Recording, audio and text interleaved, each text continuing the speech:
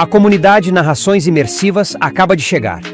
Torne-se membro e tenha acesso a todos os nossos livros, sem interrupções ou propagandas.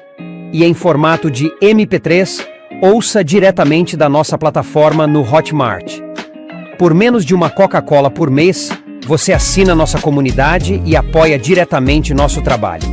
Não perca mais tempo e venha curtir mais uma forma de ouvir narrações imersivas. Link para assinar a comunidade na descrição ou no primeiro comentário fixado. Fique agora com mais um episódio imersivo.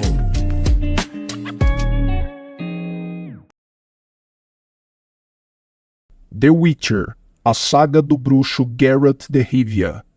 Livro 6, A Torre da Andorinha. De Andrei Sapkowski. Narração Mauro Ramos.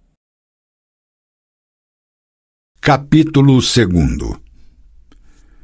Quando entra na adolescência, a jovem inicia as tentativas de penetrar esferas da vida antes inacessíveis a ela, o que nos contos de fadas é simbolizado pela entrada numa torre misteriosa em busca de uma câmara oculta. A moça sobe até o cume da torre por uma escada em espiral. As escadas nos sonhos simbolizam experiências eróticas.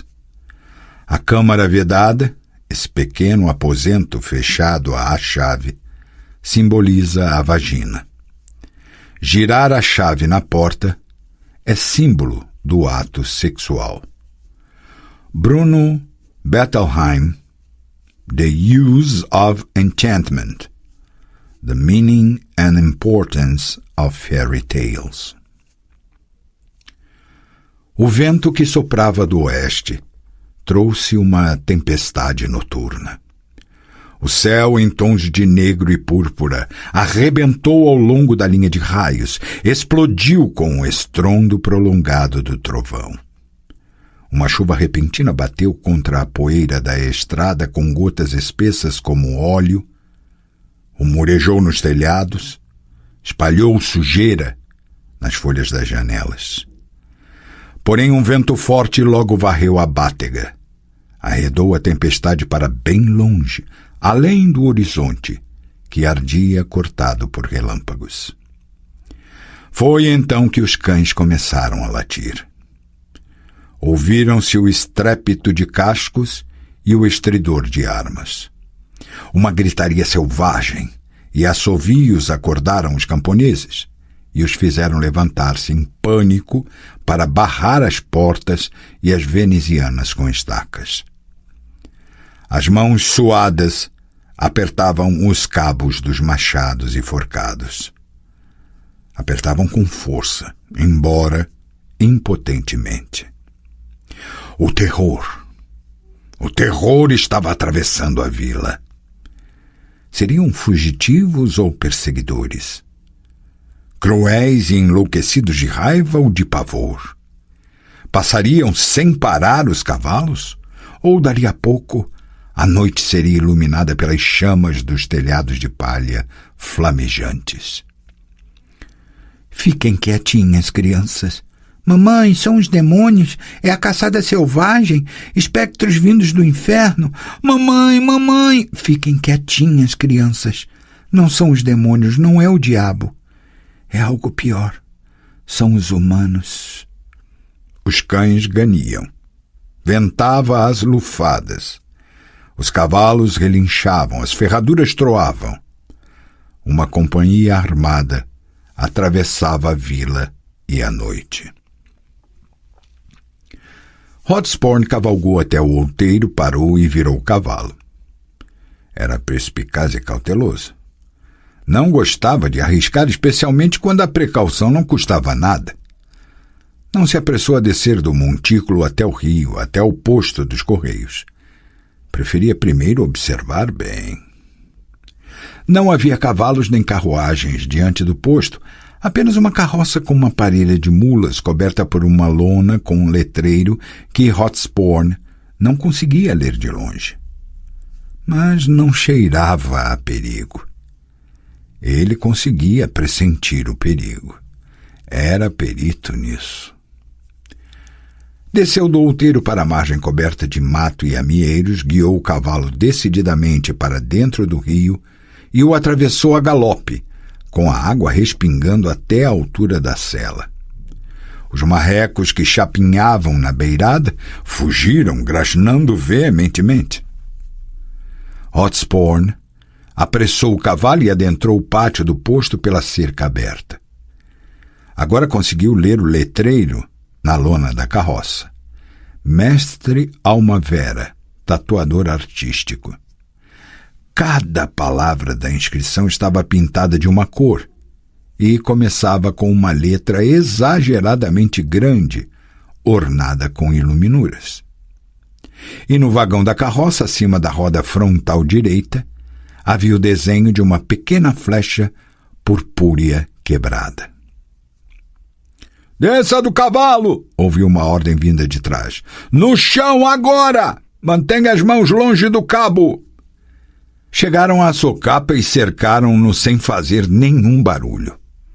As pela direita, de casaco de couro preto rebitado com prata, e Falca pela esquerda, de gibão de camurça verde e boina com penas. Hotspur tirou o capuz e o pano que cobria seu rosto. "Ah!" Ásia abaixou a espada. "É você, Hotspur. Eu o reconheceria, mas esse cavalo negro me confundiu." "Que égua linda!" exclamou Falca, ajeitando a boina sobre as orelhas. "Negra e reluzente como carvão. Não tem nenhum único pelo mais claro. Que graça!" "Oh, lindona!" "Pois é, eu a consegui por menos de 100 florins. Hotspur sorriu sem jeito. "Onde está Giselier? Lá dentro?" Ásia acenou afirmativamente com a cabeça. Falca, olhando para a égua encantada, deu uns tapinhas em seu pescoço. Quando atravessava a água correndo, ergueu os enormes olhos verdes para Hotspur. Parecia uma verdadeira kelp. Se tivesse emergido do mar e não do rio, diria que era uma autêntica kelp. "A senhorita Falca já viu uma kelp?" "Só numa imagem." Ela ficou soturna de repente. "Poderia falar muito sobre isso, mas não agora. Entre. Giselier está à sua espera." Havia uma mesa ao lado da janela, pela qual entrava um pouco de luz. Mistle estava semideitada sobre ela, apoiada nos cotovelos, seminua da cintura para baixo, sem nada além das meias finas pretas. Entre suas pernas escarranchadas despudoradamente, encontrava-se de joelhos um indivíduo magro e de cabelos compridos, vestindo gabardina parda. Só podia ser Mestre Almavera, tatuador artístico, pois estava ocupado gravando um desenho colorido na coxa de Mistle. "Aproxime-se, Hotspur", convidou Giselier, afastando um banco da mesa a qual estava sentado ao lado de Faísca, Caliph e Riff. Os dois últimos, assim como As, usavam um casaco de couro de novilho preto cheio de fivelas, tachões, correntes e outros sofisticados adornos de prata. "Algum artesão deve ter ficado rico graças a eles", pensou Hotspur. Os ratos, quando queriam se enfeitar, remuneravam alfaiates, sapateiros e coureiros como faria um rei. E claro, exercendo seu ofício, se algo lhes agradasse, também não se importavam nem um pouco de simplesmente se apoderar da roupa ou das joias de alguém. "Pelo visto, você encontrou nossa mensagem nas ruínas do antigo posto." Giselier espreguiçou-se. "Ah, o que estou dizendo? Do contrário, você não estaria aqui. Tenho de admitir que chegou rápido." "Porque a égua é linda", intrometeu-se Falca. "Aposto que também é veloz." "Eu encontrei sua mensagem." Hotspur não tirava os olhos de Giselier. "E a minha? Você a recebeu?" "Recebi", gaguejou o líder dos ratos, "mas... Então, em breves palavras, Não deu tempo. Nós bebemos um pouco e tivemos de descansar um bocado. E depois surgiu outro destino. Moleques safados, pensou Hotspur. Indo direto ao ponto. Você não cumpriu as ordens? Não cumpri, perdoe-me, Hotspur. Não foi possível. Mas na próxima vez, hein? Com certeza. Com certeza, afirmou Califf com ênfase, embora ninguém pedisse que afirmasse nada. Moleques irresponsáveis. Ficaram bêbados. E depois surgiu outro destino. Certamente foram visitar os alfaiates atrás de roupinhas requintadas. Aceita beber conosco? Não, obrigado. E que tal provar isso? Giselier apontou para um estojo de laca que estava no meio dos garrafões e das canecas. Hotspur entendeu então por que os olhos dos ratos tinham um brilho esquisito e seus movimentos eram tão nervosos e rápidos. Pode, primeira qualidade, garantiu Giselier. Não quer nenhuma pitada? Não, obrigado. Hotspur olhou enfaticamente para a mancha de sangue e o rastro na serragem que desaparecia num compartimento, indicando para onde havia sido arrastado o cadáver. Giselier notou o olhar. Um peão queria se passar por valente, bufou, a tal ponto que Faísca teve de castigá-lo. Faísca deu uma gargalhada. Era nítido que estava bastante excitada pelo narcótico. Eu castiguei tanto que se engasgou com o próprio sangue, gabou-se. Aí logo os outros ficaram mansinhos de vez. Isso é que se chama terror. Estava, como sempre, carregada de joias. Usava até um brinco de diamantes no nariz. Não vestia casaco de couro, mas um gibão cor de cereja com um ornamento de brocado tão famoso que havia virado o último grito da moda entre a juventude dourada de Thurn, assim como o lenço de seda que Giselier usava na cabeça. Hotspur até ouvira falar das meninas que cortavam os cabelos ao estilo de Mistle. Isso é o que se chama terror, repetiu pensativo, olhando novamente para a mancha de sangue no chão. E o superintendente do posto? E sua mulher? E o filho? Não, Giselier franziu o senho. Você acha que matamos todos? Nada disso. Nós os prendemos temporariamente na despensa. Agora, como você pode ver, o posto é nosso. Califf lavou a boca com o vinho, gargarejou e o cuspiu no chão. Tirou com uma colherinha um pouco de fistec do estojo, polvilhou a droga cuidadosamente sobre a ponta do dedo indicador umedecido com saliva e a esfregou na gengiva. Passou o estojo à falca, que repetiu o ritual e entregou o fistec a Brief. O Nilfgaardiano recusou, ocupado em folhear o catálogo de tatuagens coloridas, e devolveu o estojo à Faísca. A elfa passou a Giselier sem tê-lo usado. Terror! Resmungou ele, semicerrando os olhos e fungando o nariz. Tomamos o posto e o mantemos sob terror. O imperador Emir dominou o mundo todo dessa maneira e nós apenas o fizemos com este barracão. Mas a regra que vale é a mesma.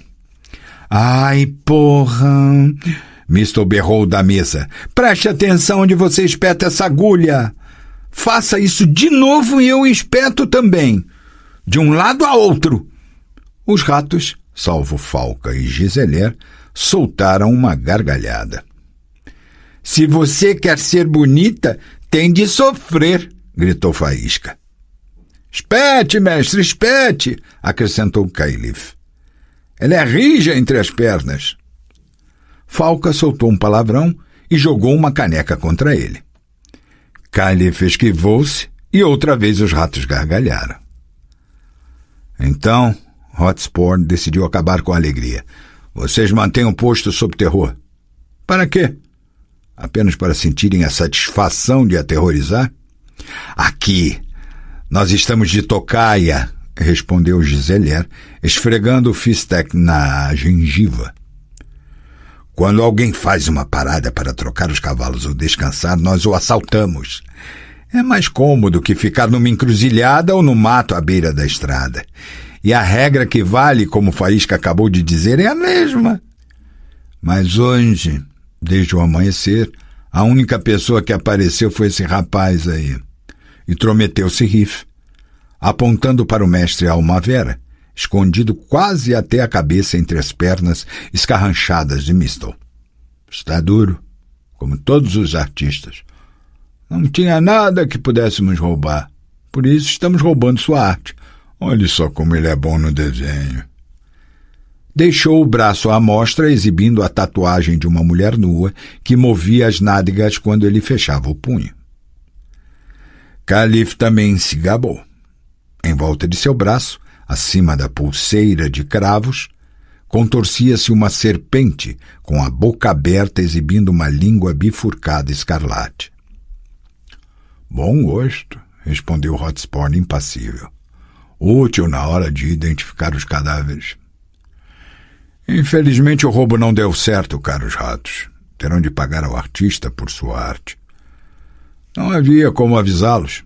Há 7 dias, desde 1º de setembro, o sinal é uma flecha purpúrea quebrada. Ele tem uma pintada na carroça. Reeves xingou baixinho. Caliph riu. Giselier acenou com a mão, num gesto de indiferença. Bem, já que é assim, pagaremos por suas agulhas e tintas. Você diz que é uma flecha purpúrea, não é? Vamos nos lembrar disso. Se até amanhã outro aparecer por aqui com esse sinal, não lhe causaremos nenhum prejuízo. Vocês pretendem ficar aqui até amanhã? Surpreendeu-se Hotspur.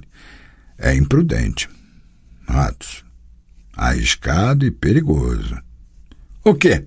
É arriscado e perigoso. Giselier deu de ombros. Faísca bufou e assoou o nariz, despejando conteúdo no chão.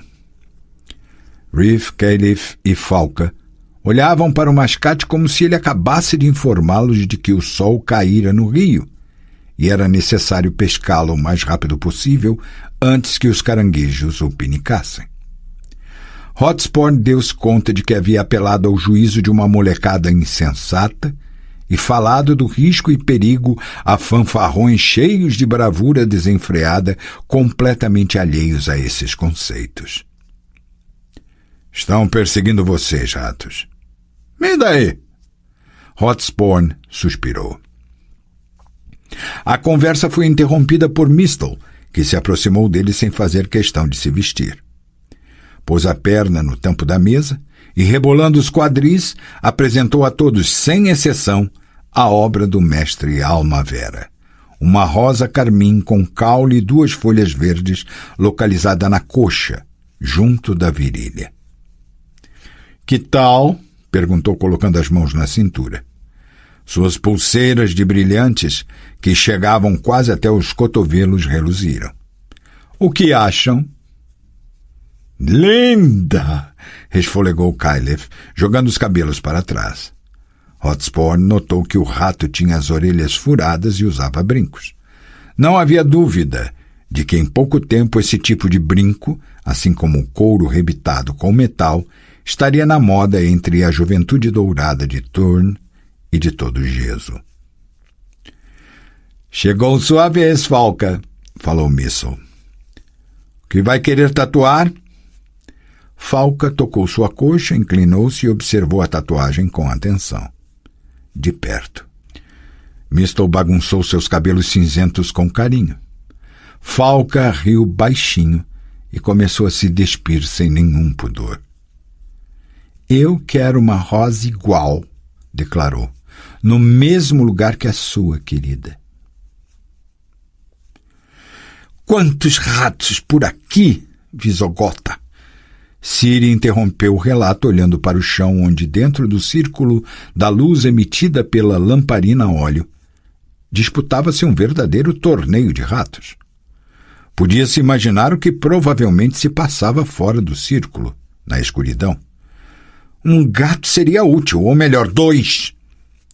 Os roedores, o eremita pigarreou, entram na casa porque o inverno está chegando. Eu tinha um gato, mas o ingrato foi embora. Sumiu. Provavelmente foi comido por uma raposa ou uma marta. Você não viu esse gato, Ciri. Se alguma coisa o comeu, deve ter sido um dragão. Nada menor do que isso. Era tão grande assim? Ah, que pena. Ele não deixaria esses ratos subirem em minha cama. Lamento muito. É pena mesmo, mas eu acho que ele vai voltar. Os gatos sempre voltam. Vou colocar mais lenha no fogo. Está frio. Está mesmo. As noites estão horrivelmente frias agora. E olhe que não estamos nem na metade de outubro. Continue contando a história. Ciri permaneceu imóvel por um momento, com um olhar fixo no fogareiro. As chamas reavivaram-se na madeira colocada ao fogo, crepitando e lançando um brilho dourado e sombras agitadas no rosto deformado da garota. Continue. O mestre Almavera tatuava e Ciri sentia as lágrimas acumulando-se no canto dos olhos. Embora o vinho e o pó branco a tivessem entorpecido, a dor era insuportável. Cerrava os dentes para não gemer. E, claro, não gemia. Fingia que não prestava atenção à agulha e que desprezava a dor. Procurava, como se não estivesse acontecendo nada, participar da conversa dos ratos com Hotspur, um indivíduo que queria se passar por mascate e que, embora ganhasse a vida dependendo de mascates, não tinha nada a ver com o comércio. Nuvens negras encobrem a cabeça de vocês, disse Hotspur, passando os olhos pelo rosto de todos os ratos. Não é apenas o prefeito de Amarillo que os persegue. Os Varnhagens e o barão Casadei também. Aquele barão? Gisele franziu o senho. Entendo os motivos do prefeito e dos Varnhagens, mas por que esse Casadei está tão determinado a nos pegar? O lobo vestiu pele de cordeiro. Hotspur sorriu. E berra lamentando, bé, bé, ninguém gosta de mim, ninguém me entende. Para onde eu vou, jogam pedras em mim, gritam fora daqui. Por que isso? Por que essa injustiça e essa crueldade? A filha do barão Casadei, caros ratos, continua fraca, com febre, depois daquela aventura à beira do rio Plitska. Ah, lembrou Gisele. A carruagem com os 4 tordilhas. Trata-se daquela moça? Dela mesmo. Como falei, continua doente. Acorda à noite aos gritos, lembrando-se do Sr. Kailev. Especialmente da senhorita Falca. E do camafeu, herança da mãe falecida, que a senhorita Falca arrancou à força de seu vestido, proferindo palavras diversas. Não é nada disso, berrou Ciri da mesa, aproveitando a possibilidade de reagir à dor. Demonstramos despeito e menosprezo à baronesa, deixando que saísse de lá ilesa. Era para fodê-la. Realmente, Ciri sentiu o olhar de Hotspur em suas coxas nuas. É uma verdadeira desonra não ter aproveitado a ocasião para desgraçá-la. Não é de estranhar que o barão Casadei, ofendido, tenha juntado uma companhia armada e determinado uma recompensa. Jurou publicamente que todos vocês serão pendurados das consolas dos muros de seu castelo com a cabeça para baixo. Avisou também que esfolará com cintas a senhorita Falca por roubar o camafeu de sua filha. Ciri xingou e os ratos caíram numa gargalhada selvagem. Faísca espirrou e melou-se toda. O Fistec irritava sua membrana mucosa. Estamos cagando para essas perseguições, declarou limpando o nariz, a boca, o queixo e a mesa com um cachecol. O prefeito, o barão, os vanhagens, eles nos perseguem, mas não conseguirão nos pegar. Somos os ratos. Depois do Velda, fizemos 3 zigue-zagues e agora esses idiotas estão desnorteados atrás do rastro frio. Quando eles se derem conta, já estarão longe demais para retornar. Se retornarem, hein? Disse impetuosamente Ace, que voltara havia algum tempo do posto de sentinela, no qual ninguém o substituíra nem pretendia fazê-lo. Vamos lascá-los, só isso. Claro! Gritou Ciri da mesa, esquecida de como na noite anterior fugiram da perseguição pelas vilas localizadas à margem do Velda e de quanto medo sentira. Chega! Giselier bateu na mesa com a palma aberta, encerrando bruscamente a conversa barulhenta. Desembuche, Hotspawn! Pois vejo que você quer nos falar sobre algo mais importante que o prefeito, os varnagens, o barão Casadei e sua filha sensível. Bonhart os persegue. Caiu um silêncio extremamente longo. Até o mestre Almavera parou de tatuar por um momento. Bonhart? Repetiu Giselier devagar. Aquele velho malandro de cabelos brancos. Provavelmente alguém ficou seriamente aborrecido conosco. Alguém rico, constatou Mistle. São poucos os que conseguem pagar pelo serviço de Bonhart.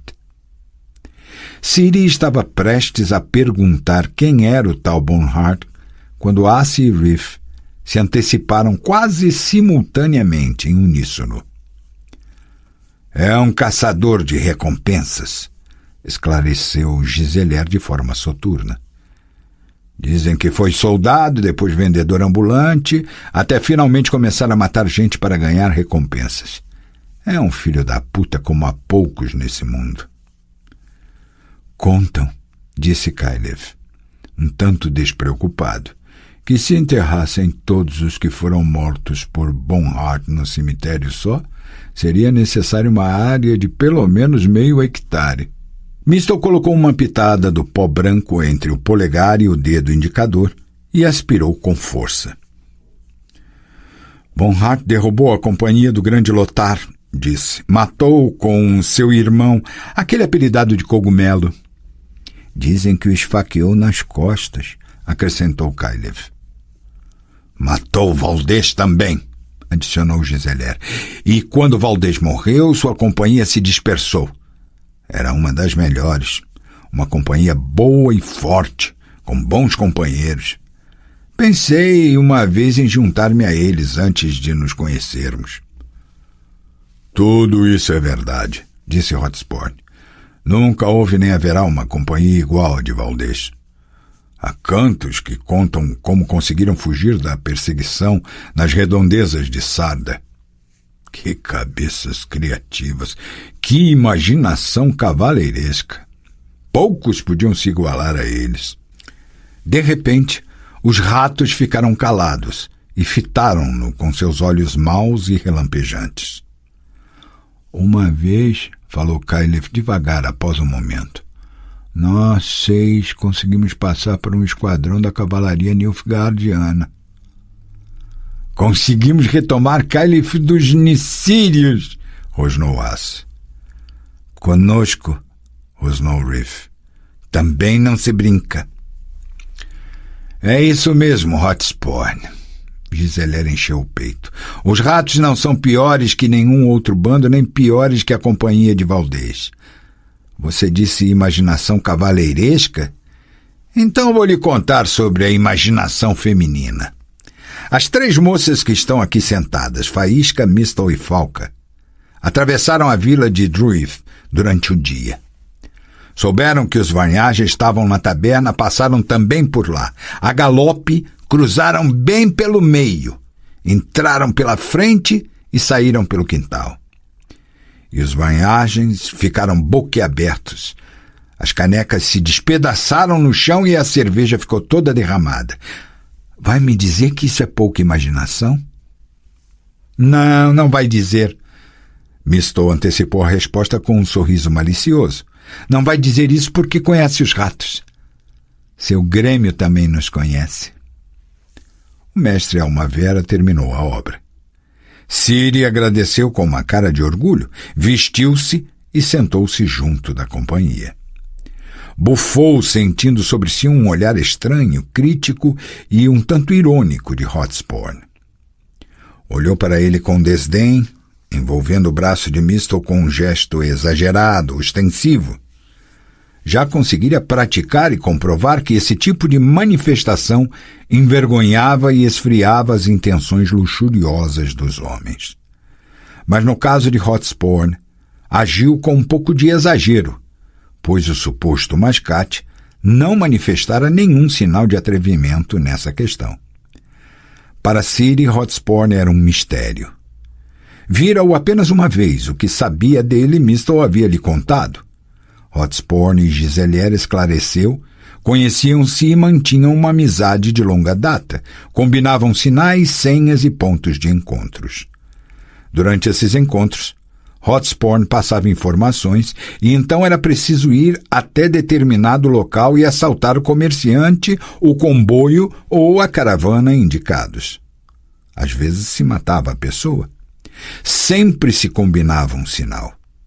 Os comerciantes que usassem esse sinal nas carroças não podiam ser assaltados.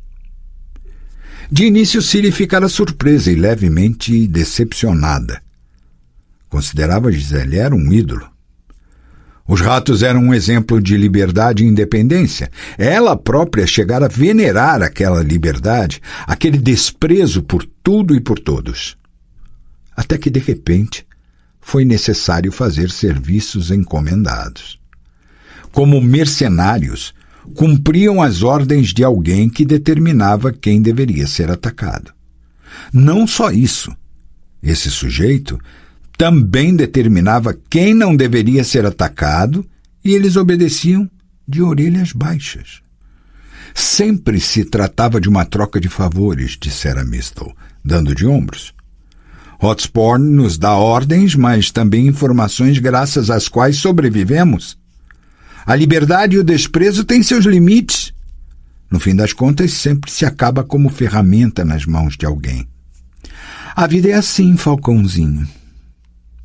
Ciri estava surpresa e desiludida, mas logo passou.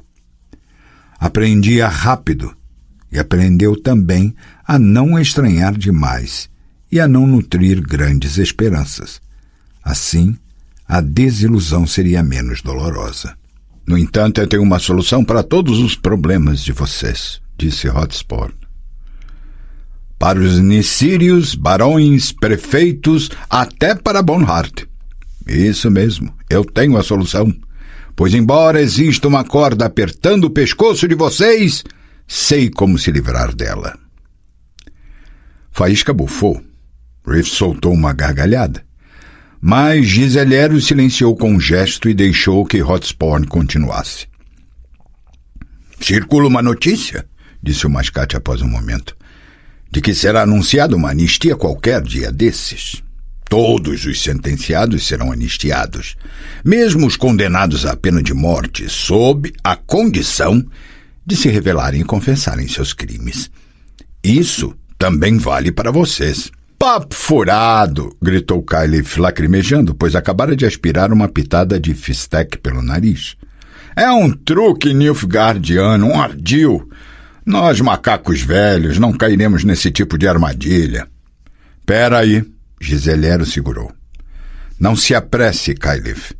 Hotspur, que conhecemos bem, não costuma falar por falar nem vir com conversa fiada. Sabe o que fala e por quê. Por isso, de certo sabe, e vai nos dizer de onde surgiu essa inesperada indulgência nilfgaardiana. O imperador Emir, disse Hotspur em tom calmo, vai se casar. Daqui a pouco teremos uma imperatriz em Nilfgaard. Por isso, vão declarar a anistia. Dizem que o imperador está extremamente feliz, portanto, deseja a felicidade de todos. Cago para a felicidade do imperador, declarou Mistle com soberba, e me permito não desfrutar da anistia, pois essa indulgência nilfgaardiana me cheira a serragem fresquinha, como se estivessem aparando a ponta de uma estaca. Duvido que seja um ardil. Hotspur deu de ombros. É assunto político, de grande importância. Maior do que vocês, ratos, maior do que todas as companhias aqui juntas. Trata-se de política. Como assim? Exatamente do quê? Giselaire franziu o senho. Não entendi porra nenhuma. O casamento de Emir é político, e por meio dele serão conquistados alguns objetivos políticos. O intuito do imperador é criar uma aliança através do casamento. Ele quer unir o império, acabar com os tumultos fronteiriços, estabelecer a paz. Vocês sabem com quem Emir vai se casar?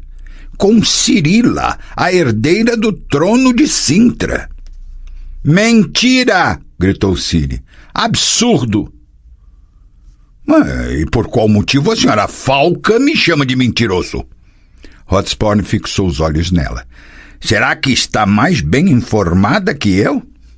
Claro! Fique quieta, Falca.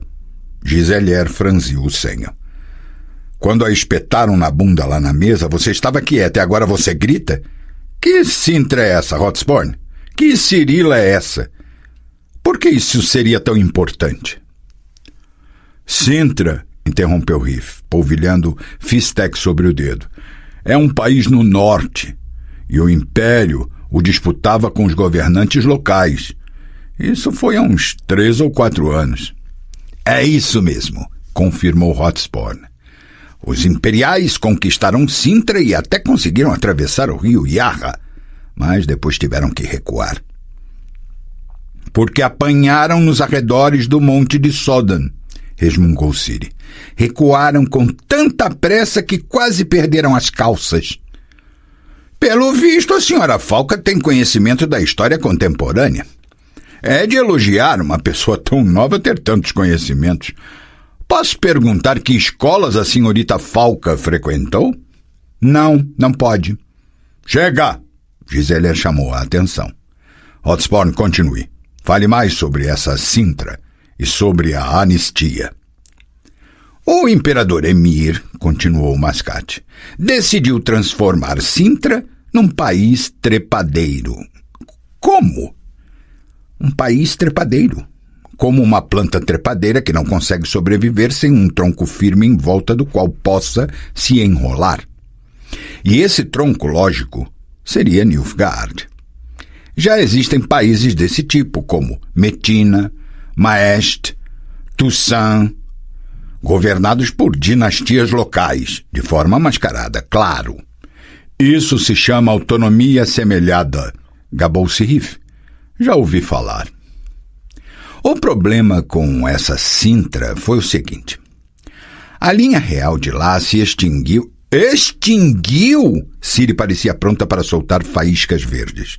Extinguiu-se porra nenhuma. Os Nilfgaardianos assassinaram a rainha Calante. Simplesmente a assassinaram. Com um gesto, Hotspur conteve Giselaire, que queria dar bronca em Ciri por se intrometer.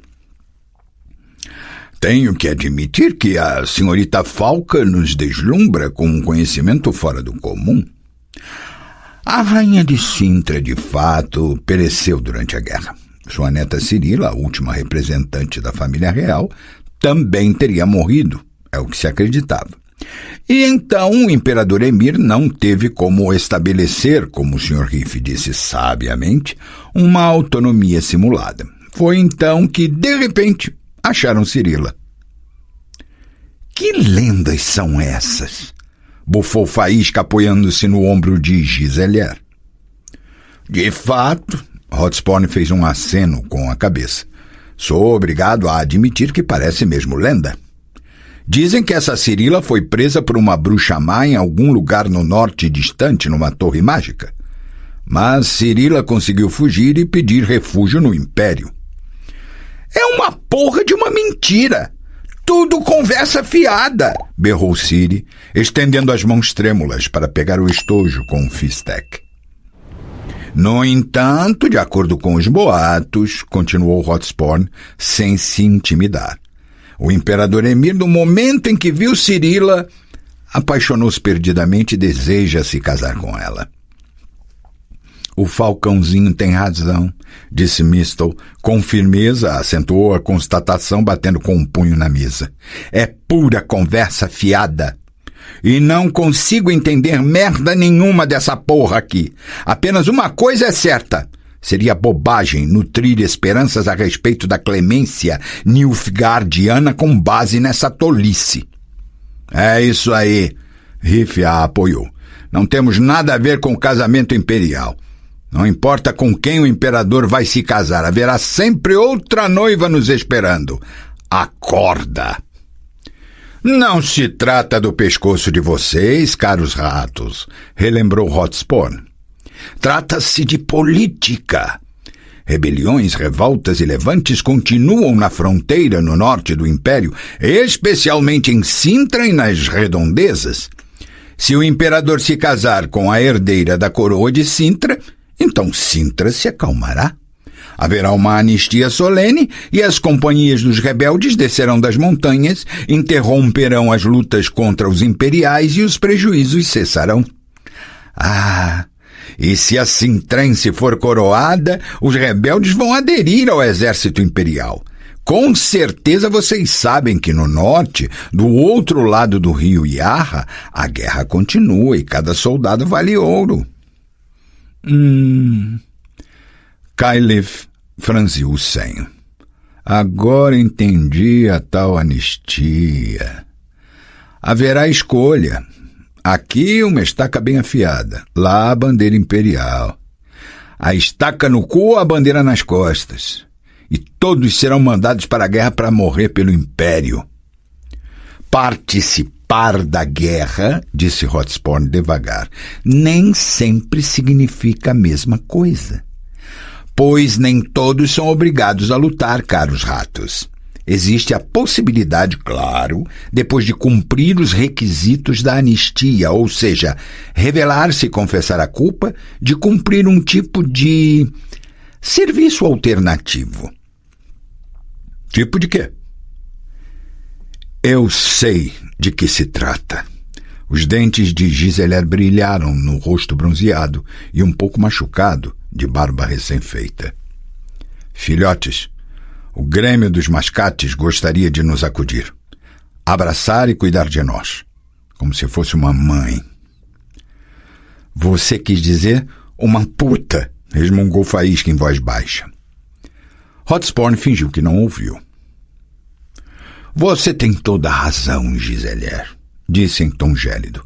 O Grêmio pode, se quiser, contratá-los, oficialmente para variar, e acudi-los, providenciar segurança, também oficialmente e também para variar. Caileaf quis dizer algo, Mistle também, mas um olhar rápido de Giselaire fez com que os dois ficassem calados. Diga ao Grêmio, Hotsporn, disse o líder dos ratos com frieza, que somos gratos pela proposta. Vamos pensar, ponderar, conversar. Decidiremos que atitude tomar. Hotsporn levantou-se. Vou embora. Agora à noite? Vou pernoitar na vila. Não me sinto à vontade aqui. E amanhã seguirei diretamente para a fronteira com Metina, depois pela estrada de terra batida até Forgerham, onde ficarei até o equinócio, ou até mais, quem sabe. Lá esperarei por aqueles que já tomaram a decisão e que estão prontos para se revelar e aguardar a anistia sob minha proteção. Sugiro que vocês também não se demorem nessa ponderação e na tomada de decisão, já que Bonhart é capaz de antecipar a anistia. Você continua nos amedrontando com esse Bonhart, disse Giselaire devagar, levantando-se também. Alguém poderia até pensar que o diabo já está esperando na esquina. E ele provavelmente deve estar distante, lá onde Judas perdeu as botas. Ele está em ciúme. Hotspur terminou a frase com calma. Na taberna, à cabeça da quimera, a cerca de 30 milhas de distância daqui. Se vocês não tivessem feito aqueles zigue-zagues à beira do Velda, provavelmente teriam dado de cara com ele ontem. Mas vocês não ficam preocupados com isso, eu sei. Passe bem, Giselier. Passem bem, ratos. Mestre Almavera, vou a Metina e sempre gosto de viajar acompanhado. O que foi que disse, mestre? Que sim? Foi isso que eu pensei. Junte então seus pertences. Paguem ao mestre Ratos por seu esforço artístico. O posto dos Correios cheirava a cebola frita, a sopa de centeio e batata, preparadas pela mulher do superintendente do posto, temporariamente solta. A vela sobre a mesa soltava fagulhas, faiscava, varria o ar com sua chama. Os ratos debruçaram-se sobre a mesa para a chama aquecer suas cabeças, que quase se tocavam. Está em ciúme, falou Giselier em voz baixa. Na taberna à cabeça da quimera, a um dia daqui apenas. O que acham disso? O mesmo que você, resmungou o Cailef. Vamos até lá matar o filho da puta. Vingaremos Valdez, disse Riff, e Cogumelo. E não deixaremos, rosnou Faísca, que nenhum Hotspur nos provoque falando sobre a fama e a imaginação alheias. Massacraremos esse Bonhart, esse zumbi, esse lobisomem. Pregaremos sua cabeça sobre a porta da taberna para que combine com o nome dela. E para que todos possam ver que não era um Karakternik, e sim apenas um mortal como todos os outros, um mortal que foi se arriscar contra gente mais forte que ele. Dessa forma ficará comprovado qual das companhias, desde Corate até Pereplut, é a melhor. Entoarão canções sobre a gente nas feiras, disse Cailef com impetuosidade, até nos castelos. Vamos. Se bateu com a mão aberta contra o tampo da mesa. Vamos matar esse filho da mãe. E depois, Giselier parecia pensativo. Consideraremos essa anistia no Grêmio. Por que você está fazendo careta, Cailef, como se estivesse mastigando um percevejo? Estão nos perseguindo, chegando cada vez mais perto e o inverno se aproxima. Minha ideia é esta, ratinhos. Passaremos o inverno aquecendo a bunda perto do fogareiro, cobertos e protegidos do frio pela anistia, tomando a cervejinha quente da anistia. Aguentaremos nessa decentemente e permaneceremos bem comportadinhos. Até, digamos, a primavera. E na primavera, quando a neve derreter e a grama aparecer... Os ratos riram em coro, baixinho, em tom ameaçador. Seus olhos fulminavam como os de verdadeiros ratos que à noite se aproximam de um humano ferido, incapaz de se defender num beco escuro.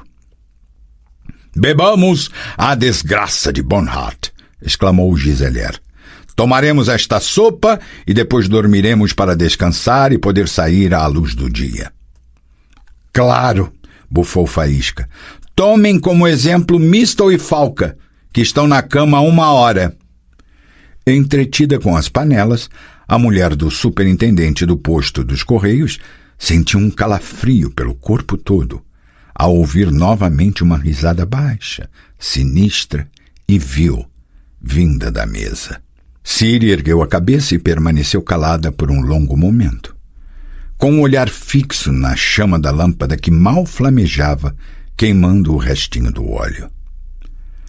Saí fugindo do posto dos Correios como se fosse ladra, retomou a história, de madrugada, em completa escuridão.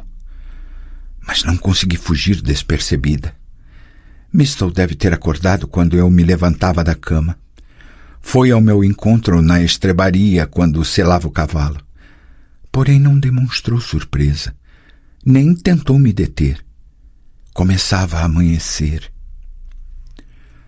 Agora também já está quase amanhecendo.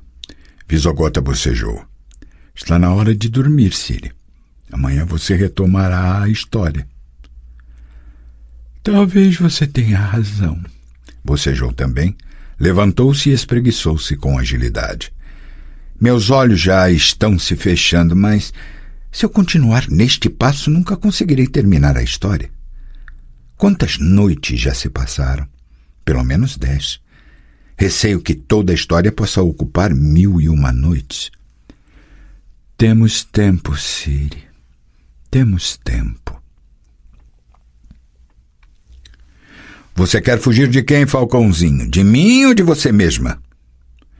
Eu deixei de fugir. Agora quero apanhar algo. Por isso preciso voltar ao lugar onde tudo começou. Preciso. Me entenda, Mistle. Foi por isso que hoje você foi carinhosa comigo. Pela primeira vez há tantos dias. Foi a última vez, a despedida? E depois você vai se esquecer? Eu nunca esquecerei, Mistle. Esquecerá sim. Nunca. Eu lhe prometo. E essa não foi a última vez. Eu a encontrarei. Voltarei para pegá-la. Voltarei numa carruagem de ouro puxada por 6 cavalos, com um séquito de cortesãos. Você vai ver. Daqui a pouco isso será possível. Bem possível. Farei com que seu destino mude. Você vai ver. Vai acreditar ao ver o que serei capaz de fazer, o quanto poderei mudar. Para isso seria preciso uma força muito grande, suspirou Mistle. E uma magia poderosa. Isso também é possível. Ciri lambeu os lábios. A magia também. Posso recuperar tudo o que perdi. Isso pode voltar e ser meu outra vez. Eu lhe prometo, vai estranhar quando nos encontrarmos de novo. Mistle virou a cabeça raspada, olhou para o rastro em tons de rosa e azul que a alvorada pintara no confim oriental do mundo.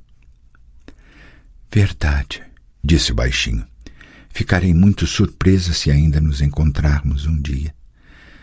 Se eu ainda voltar a vê-la, minha pequena. Mas agora vá. Não prolonguemos isso. Me espere. Ciri fungou o nariz. E não deixe que a matem. Pense nessa anistia mencionada por Hotspur, mesmo se Giselier e os outros não quiserem. Mistle, você deve pensar nisso. Pode ser uma forma de sobreviver, porque eu voltarei para resgatá-la, prometo. Me beije. Amanhecia.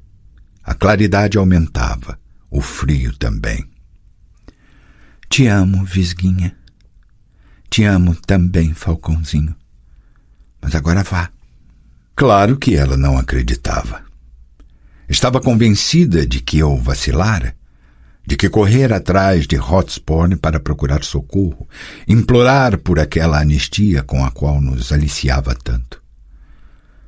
Como ela poderia saber que sentimentos tomaram conta de mim quando ouvi o que Hotspur dizia a respeito de Cintra, de minha avó Calante, e que uma tal de Cirila se converteria em esposa do imperador de Nilfgaard, o mesmo imperador que matara a avó Calante, e que mandou atrás de mim aquele cavaleiro com um elmo com penacho negro. Eu já lhe contei sobre isso, lembra? Na ilha de Thanedd, quando estendeu as mãos para me pegar, eu tirei um pouco do sangue dele. Deveria tê-lo matado naquele dia, mas por algum motivo não consegui. Fui estúpida. Mas já era. Talvez ele tenha sangrado até a morte. Por que você está olhando para mim desse jeito?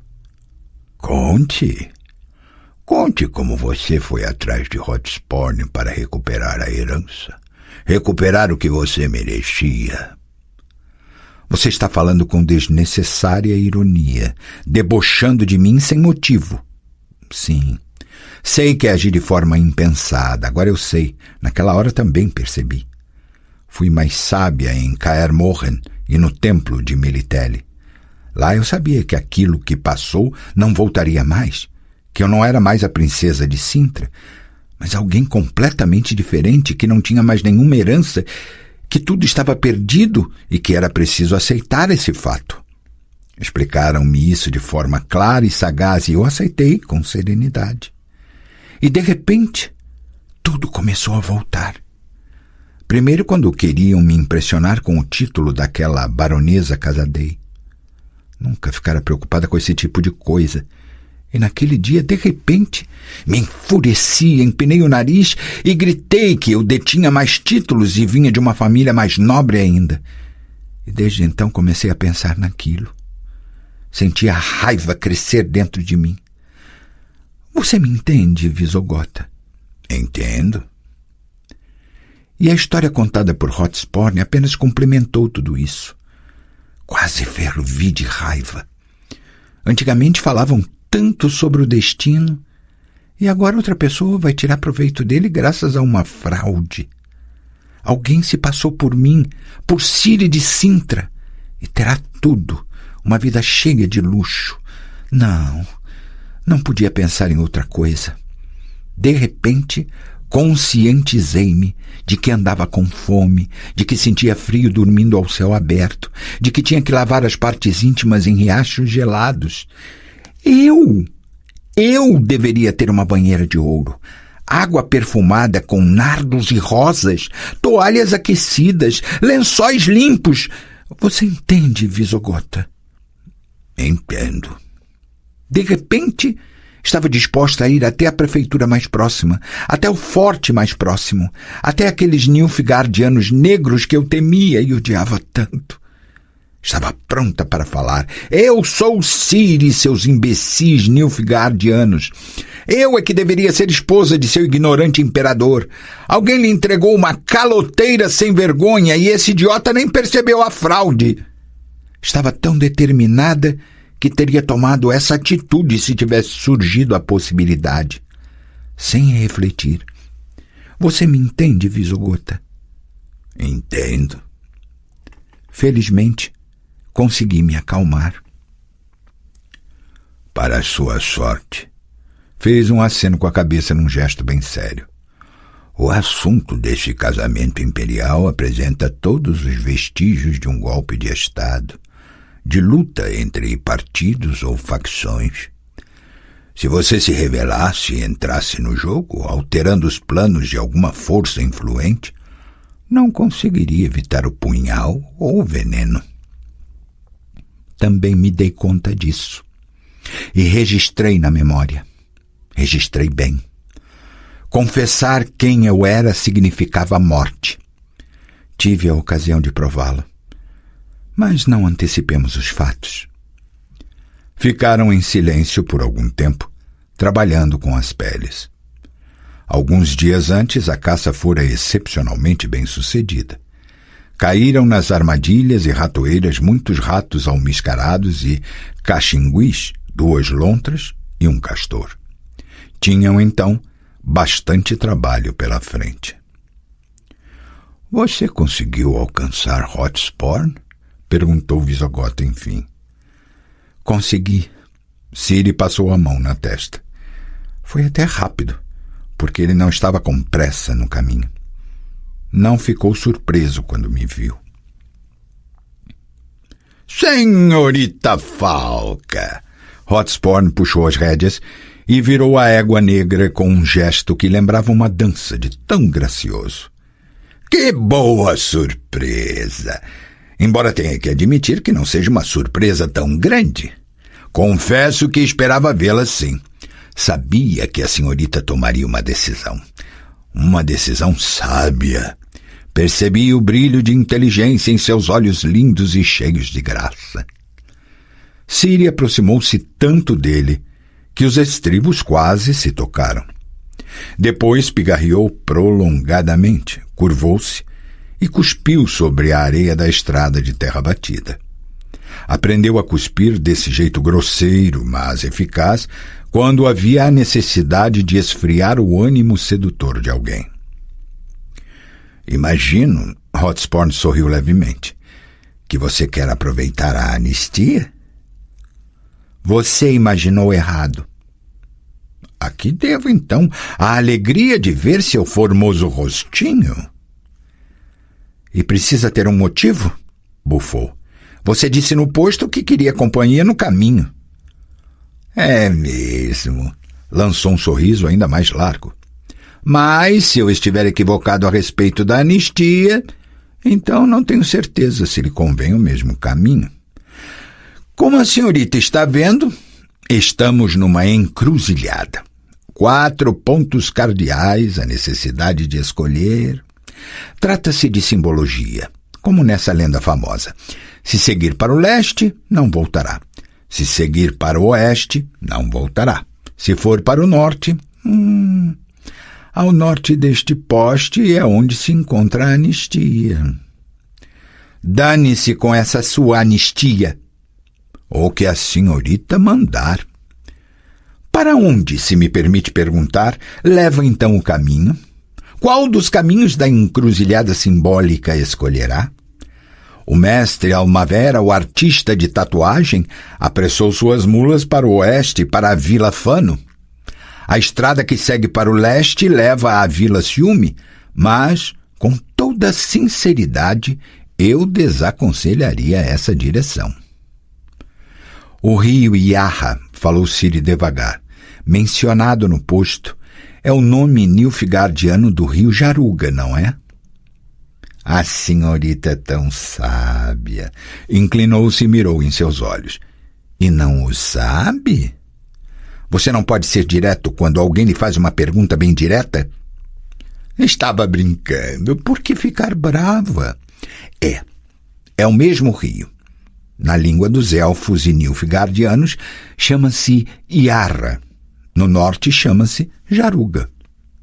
E a foz desse rio é Sintra? Continuou Ciri. Exatamente. É Sintra. Daqui de onde estamos agora, qual é a distância até Sintra? Quantas milhas? Muitas. E depende do tipo de milhas em que se conta. Cada povo tem sua medida, é fácil errar as contas. O mais conveniente é usar o método de todos os mascates ambulantes, contar a distância em dias. Para chegar a Sintra, são precisos aproximadamente 25, 30 dias. Por onde? É só seguir reto para o norte? A senhorita Falco interessa-se muito por essa Sintra. Por quê? Quero ser entronizada lá.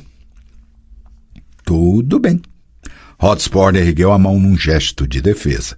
Entendi essa alusão delicada. Não farei mais perguntas.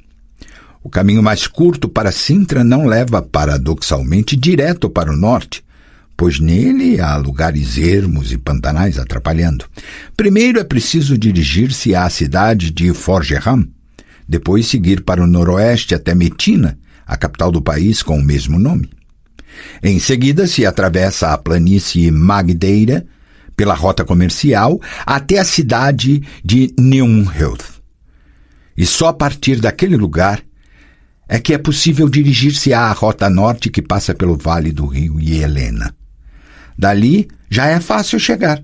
No caminho há um movimento constante de unidades e transportes militares que passam por Nazair e as escadas de Mar Nadal, o passo nas montanhas que levam em direção ao norte, até o Vale de Marnada. E o Vale de Marnada já é Sintra. Ciri fixou os olhos no horizonte enevoado, na linha embaçada de Montes Negros. Até Forgeram e depois para o noroeste. Ou seja, por onde? Sabe de uma coisa? Hotspur deu um leve sorriso.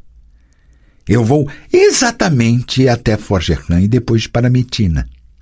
Por aqui, por esta trilha de areia dourada que passa pelos pinheiros. Siga-me e não vai se perder. A anistia é importante, mas terei grande prazer em viajar acompanhado de uma moça tão formosa. Ciri lançou o olhar mais gélido de que era capaz. Hotspur mordeu o lábio num sorriso astuto. E então? Vamos. Parabéns, senhorita Falca. Tomou uma sábia decisão. Eu já havia falado que a senhorita é tão sábia quanto bela. Pare de me chamar de senhorita, Hotspur. Pronunciada por você, isso soa um tanto ofensivo, e eu não deixo que ninguém me ofenda impunemente. Faço tudo o que a senhorita mandar. O amanhecer lindo não cumpriu as expectativas, pelo contrário, enganou-os. O dia que o seguiu estava nublado e impregnado de água. A névoa úmida encobria as cores vivas da folhagem outonal das árvores, que resplandeciam em 1000 tons de ocre, vermelho e amarelo, ladeando a estrada. O ar úmido recendia a casca de árvores e cogumelos. Cavalgavam devagar sobre um tapete de folhas caídas, porém Hotspur fincava as esporas em sua égua negra com frequência, forçando-a a um leve trote ou galope. Ciri observava o animal com admiração. Ela tem nome? Não. Hotspur sorriu, deixando os dentes à amostra. Eu trato os corcéis de forma útil. Troco-os com muita frequência, sem me apegar a eles. Acho pretensioso o costume de dar nome a um cavalo sem administrar um aras. Não concorda comigo? Cavalo Trovão, cachorro Toby, gato Mimi. Pretensioso. Ciri não gostou daquele olhar e dos sorrisos ambíguos, especialmente o tom irônico com o qual fazia as perguntas e respondia. Adotou então uma tática simples. Ficava calada, dava respostas breves, evasivas, não o provocava. No entanto, nem sempre era possível, especialmente quando ele falava da anistia. Quando mais uma vez e de forma bastante rude expressou sua aversão ao assunto, para sua surpresa, Hotspur mudou de estratégia. De repente, passou a argumentar que, no caso dela, a anistia era desnecessária e que nem a afetava. A anistia abrangia criminosos, disse ele, e não as vítimas dos crimes. Ciri caiu na gargalhada. Você próprio é uma vítima, Hotspur. Eu estava falando sério, garantiu. Não falei aquilo para despertar sua alegria de passarinho, mas para lhe sugerir uma maneira de salvar sua pele em caso de captura. Claro que algo assim não ia funcionar com o Barão Casadei. Tampouco teria sentido esperar a clemência dos Varnhagens, pois, no mais favorável dos casos, eles mandariam linchá-la na hora, rapidamente, e, se tudo corresse bem, sem dor. No entanto, se você cair nas mãos do prefeito e for levada perante a severa, mas justa lei imperial, nesse caso sugeriria exatamente esta linha de defesa: cair em prantos e declarar-se vítima inocente de um conjunto de circunstâncias. E quem acreditaria nisso? Todos? Hotspur inclinou-se na cela e a encarou. Pois esta é a verdade. Você é uma vítima inocente, Falca.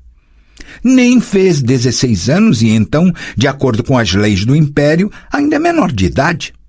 Você acabou no bando dos ratos por acaso. Não foi por sua culpa que Mistle, uma das bandoleiras cujas preferências não são segredo, gostou de você. Você foi dominada por Mistle, abusada sexualmente e forçada. Aí, enfim, ficou claro. Ciri interrompeu, estranhando a própria calma. Finalmente suas intenções estão claras, Hotspur. Já vi homens como você. Sério? Como em todo galo, continuou com calma, sua crista se levanta só de pensar em mim e Mistle.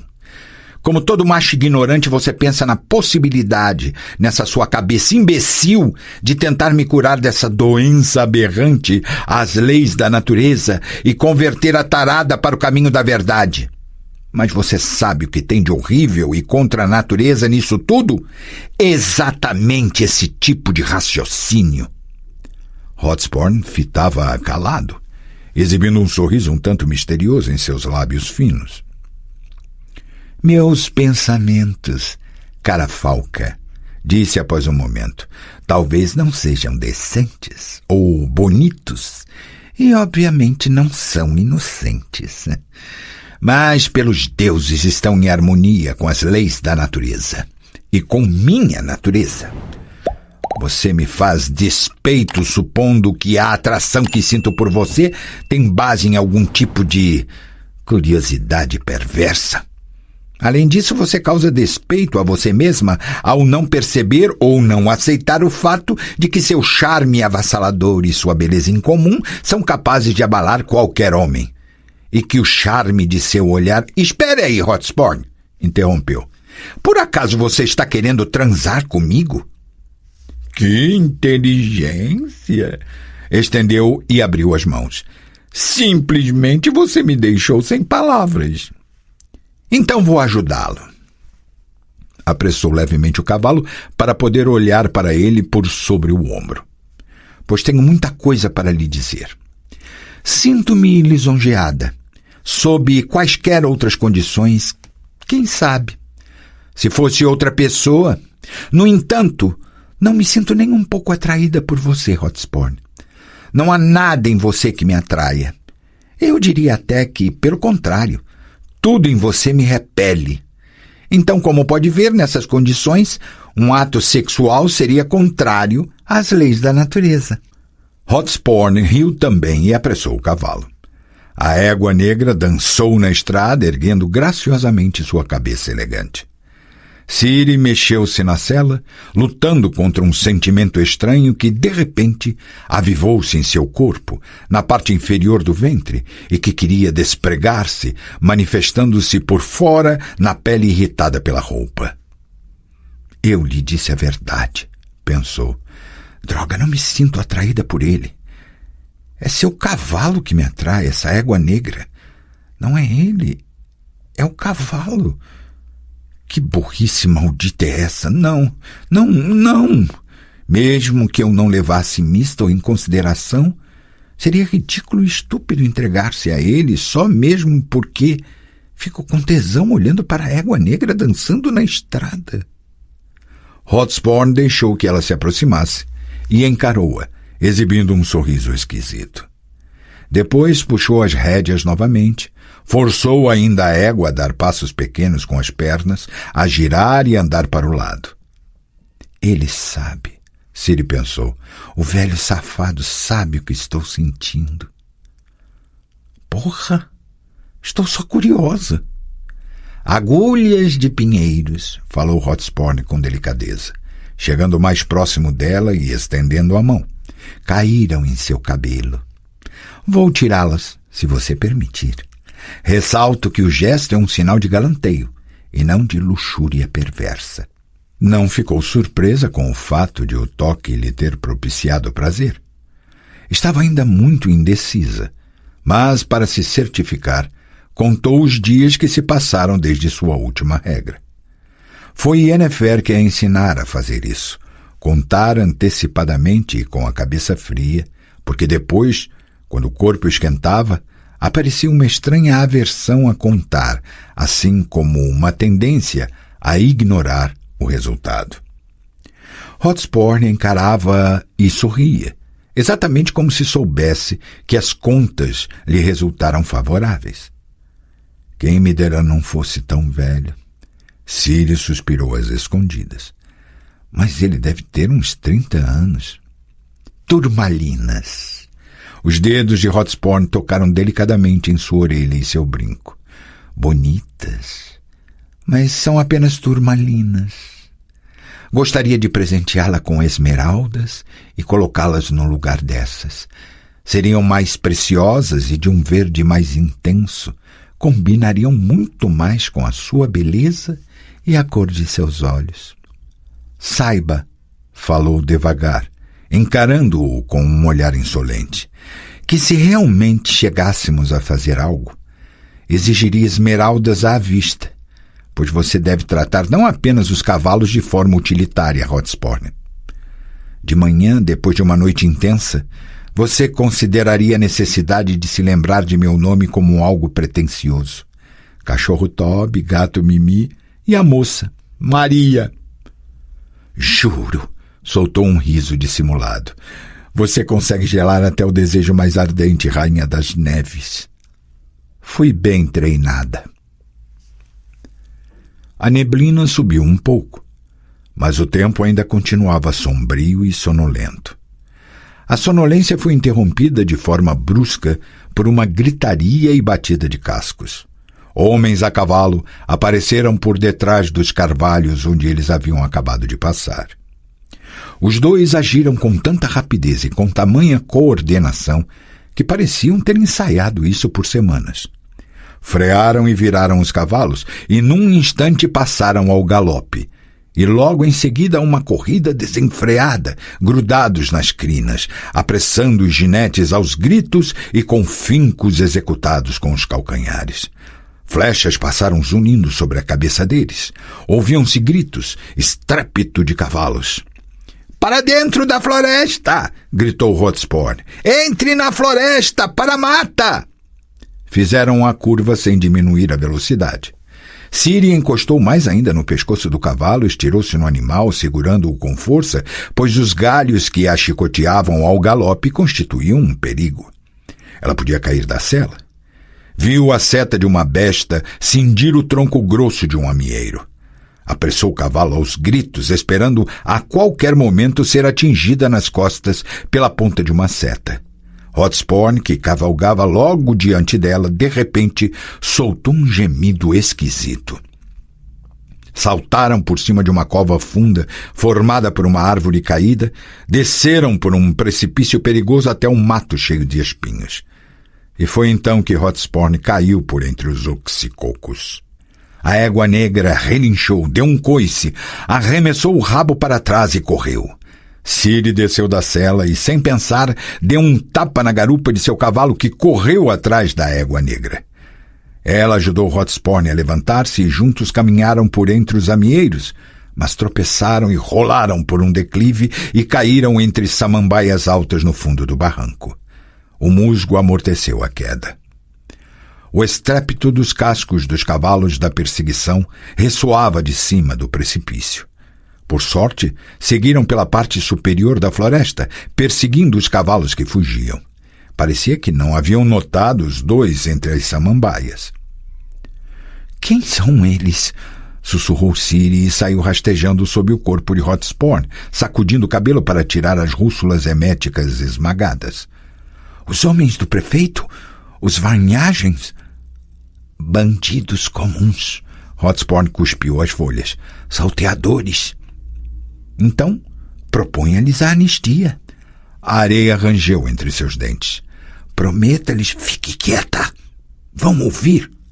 "Aqui!" ouviam-se os gritos vindos de cima. "Vá pela esquerda! Pela esquerda!" "Hotspur? O quê?" "Você tem sangue nas costas." "Eu sei," respondeu com frieza, tirou de dentro do bolso um pano de linho e virou-se de lado para ela. "Enfie isto debaixo da camisa, na altura da escápula esquerda." "Onde você foi atingido? Não consigo ver a seta." "Foi uma arbaleta. Uma lasca de ferro, provavelmente um cravo de ferradura cortado. Deixe, não toque. Está junto da coluna." "Troca. O que você quer que eu faça então?" "Fique quieta. Estão voltando." Os cascos ressoavam. Alguém emitiu um assovio penetrante. Uma pessoa gritava, chamava, ordenava outro a voltar. Ciri aguçou o ouvido. "Estão partindo," murmurou. "Desistiram da perseguição. Não conseguiram pegar os cavalos." "Ainda bem. Nós também não conseguiremos alcançar os cavalos. Você consegue andar?" "Não vou precisar." Sorriu, mostrando-lhe uma pulseira um tanto cafona, amarrada no braço. "Comprei este penduricalho junto com o cavalo. É mágico. A égua a usava desde potro. Quando esfrego assim, é como se eu estivesse chamando-a, como se ela estivesse ouvindo minha voz. Vai voltar aqui. Pode demorar um pouco, mas voltará, com certeza. Com um pouco de sorte, seu cavalo vai segui-la. E com um pouco de azar, Vai partir sozinho? Falca, disse sério. Eu não partirei sozinho. Conto com sua ajuda. Será preciso me segurar na cela. Os dedos dos meus pés já estão ficando dormentes. Posso desmaiar. Escute, este barranco vai levá-la até o vale de um riacho. Vai subir contra a correnteza em direção ao norte. Vai me levar até uma localidade chamada Tegamo. Lá acharemos alguém que saberá arrancar este ferro de minhas costas sem que eu morra ou fique paralítico. Essa é a localidade mais próxima? Não. Ciúme fica mais perto, a umas 20 milhas de distância pela bacia do rio, na direção contrária, na direção da correnteza do riacho.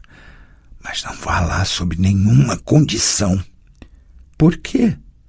Sob nenhuma condição, repetiu franzindo o senho. Não tem a ver comigo, mas com você. Ciúme para você significa morte. Não entendo. Não precisa. Simplesmente confie em mim. Você disse a Giselier, esqueça Giselier. Se você quiser permanecer viva, esqueça todos eles. Por quê? Fique comigo. Vou cumprir a promessa, Rainha das Neves. Eu a enfeitarei de esmeraldas. Eu a cobrirei de esmeraldas. Com certeza, é uma boa hora para fazer graça. Sempre é uma boa hora para fazer graça.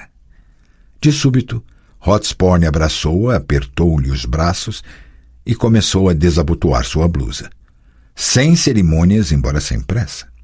Ciri afastou a mão dele. Com certeza, é uma ótima hora para isso também. Para isso, qualquer hora é boa. Especialmente para mim agora. Já lhe disse, é a coluna. Amanhã podem surgir dificuldades. O que você está fazendo? Diabos! Dessa vez afastou com mais força. Força demasiada. Hotspur empalideceu, mordeu os lábios, gemeu de dor. Desculpe. Se alguém está ferido, deve permanecer deitado tranquilamente. A proximidade de seu corpo faz com que eu me esqueça da dor. Pare, porra! Falca, seja mais gentil com uma pessoa que está sofrendo. Você vai sofrer se não tirar a mão. Agora! Fale mais baixo. Os salteadores podem nos ouvir. Sua pele é que nem cetim. Não se mexa, droga. Com os diabos, pensou Ciri. Que seja como for, que importância tem isso? Estou curiosa. Posso estar curiosa. Não haverá nenhum sentimento nisso. Vou tratá-lo de forma utilitária e pronto. E vou me esquecer dele despretensiosamente. Entregou-se ao toque e ao prazer que lhe dava. Virou a cabeça, mas considerou o gesto demasiado modesto e falsamente pudico. Não queria ser vista como uma puritana seduzida. Olhou nos olhos dele, mas achou aquilo muito atrevido e provocador. Também não queria passar por alguém assim. Então, simplesmente fechou as pálpebras, abraçou-o pelo pescoço e ajudou-o com os botões, pois ele estava com dificuldade e perdia tempo. O toque dos lábios juntou-se ao toque dos dedos. Já estava quase esquecendo o mundo quando, de repente, Hotspur ficou parado, paralisado. Permaneceu deitada, paciente, por um momento, sabendo que estava ferido e que o ferimento o incomodava. Mas foi demorado demais. A saliva esfriava em seus mamilos. Hotspur, você está dormindo? Algo derramou-se em seu seio. Tocou com os dedos. Era sangue. Hotspur! Empurrou para o lado. Hotspur, você morreu? Que pergunta imbecil, pensou. Eu estou vendo que sim. Estou vendo que está morto. Morreu com a cabeça nos meus seios. Ciri virou a cabeça. A brasa do fogareiro resplandeceu, emitindo uma luz rubra em sua bochecha.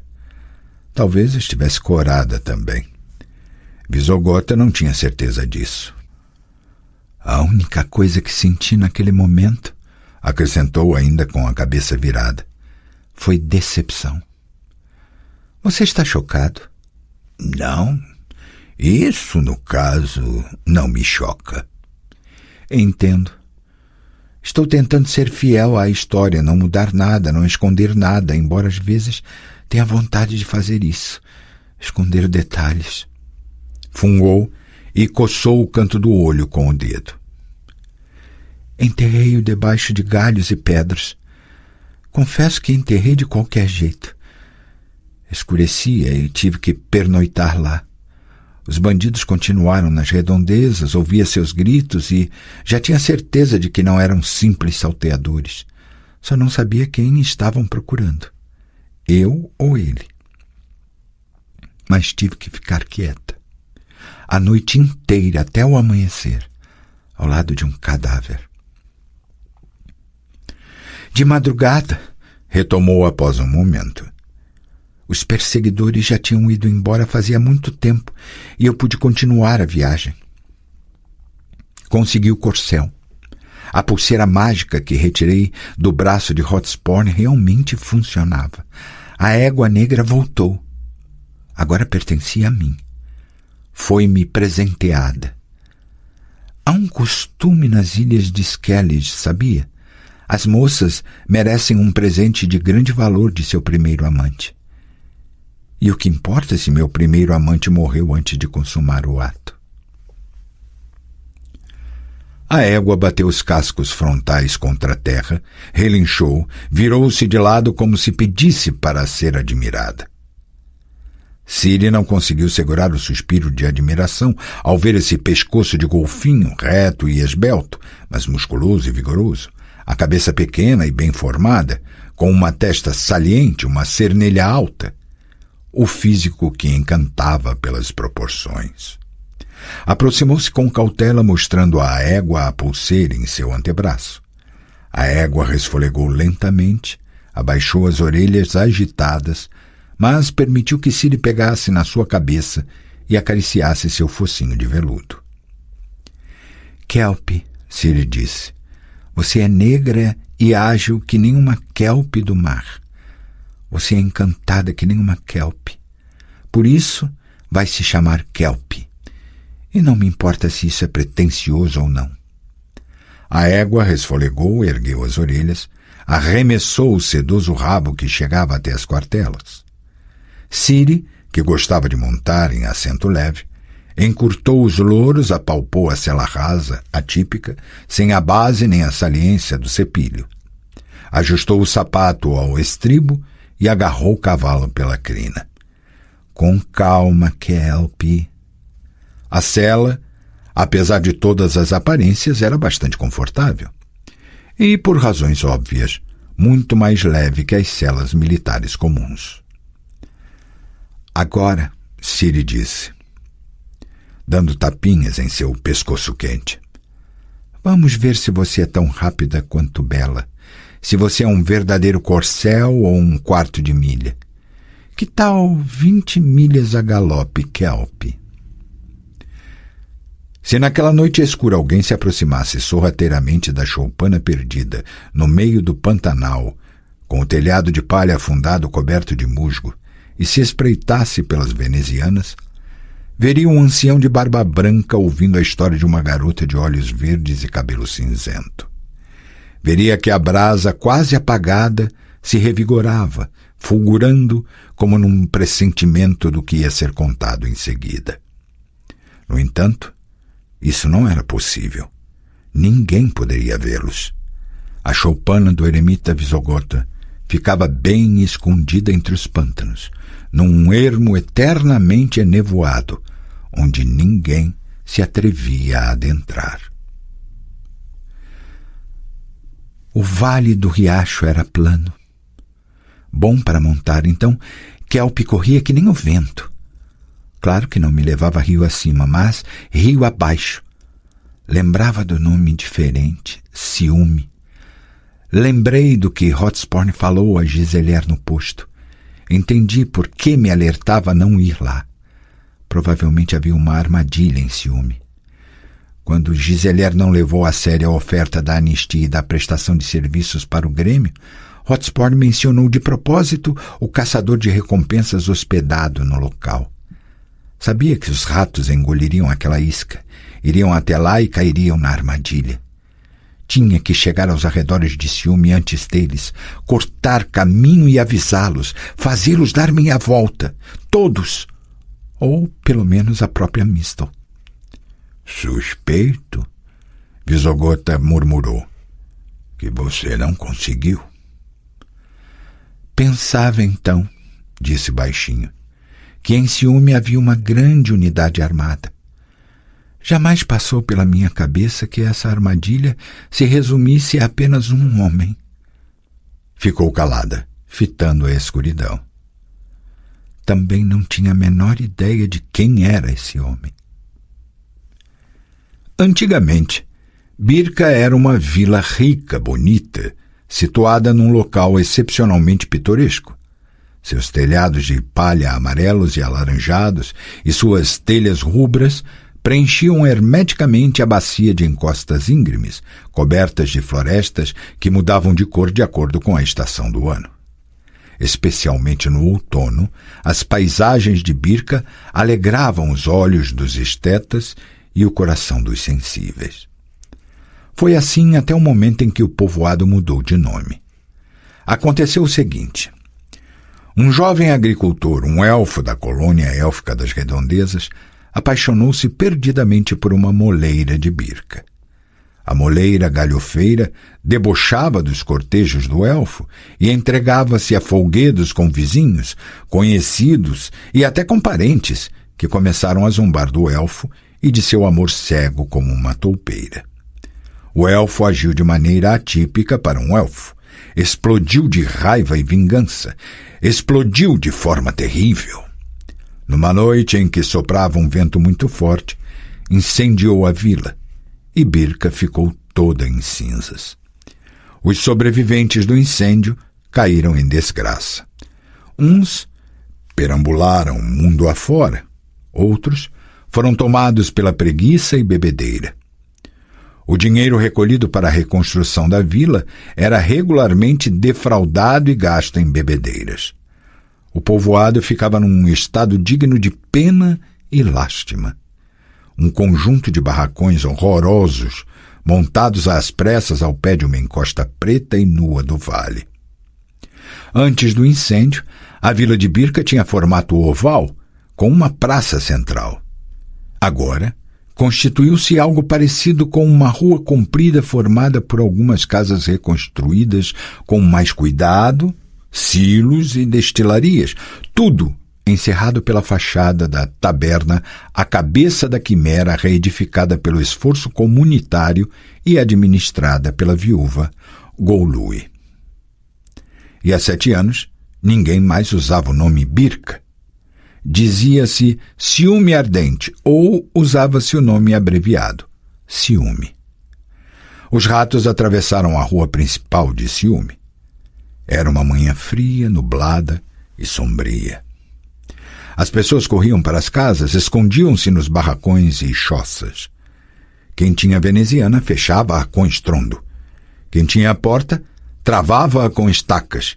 Quem ainda tinha vodka, bebia para tomar coragem. Os ratos montavam a passo lento, exageradamente devagar, estribos colados um ao outro.